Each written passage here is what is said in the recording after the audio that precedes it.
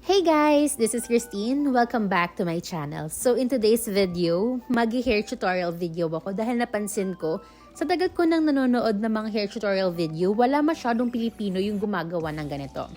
So today, tuturuan ko kayo mag-headband hair tutorial video dahil alam ko namang gasgas na yung gantong klaseng hairstyle.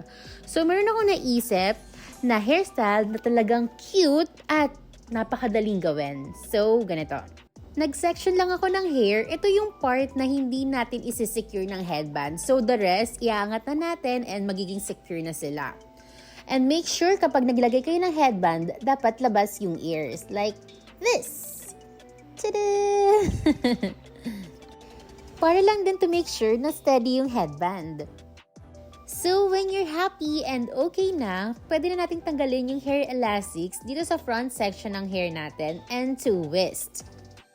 So, dito muna ako mag-i-start sa kabilang side. So, ito-twist ko muna siya and kukuha lang din ulit ako ng section ng hair and ito-twist. Parang ilalak natin yung mismong headband para maging steady lang siya dyan. So, when you're done twisting, pwede na natin siyang i-secure ng hair elastics or Sanrio sa divisoria.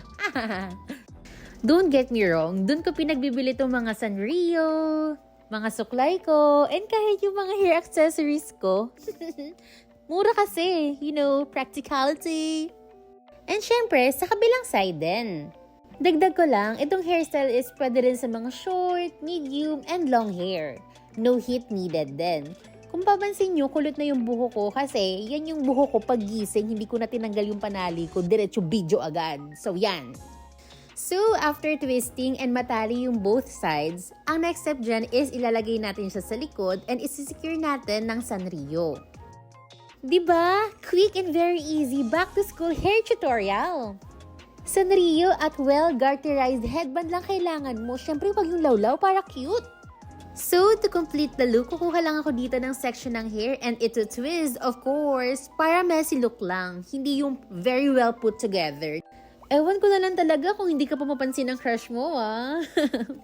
So for more hair tutorial video, don't forget to like and subscribe to my channel, give this video a thumbs up, and comment down below sa next hair tutorial video na gusto mong makita sa channel ko. Bye!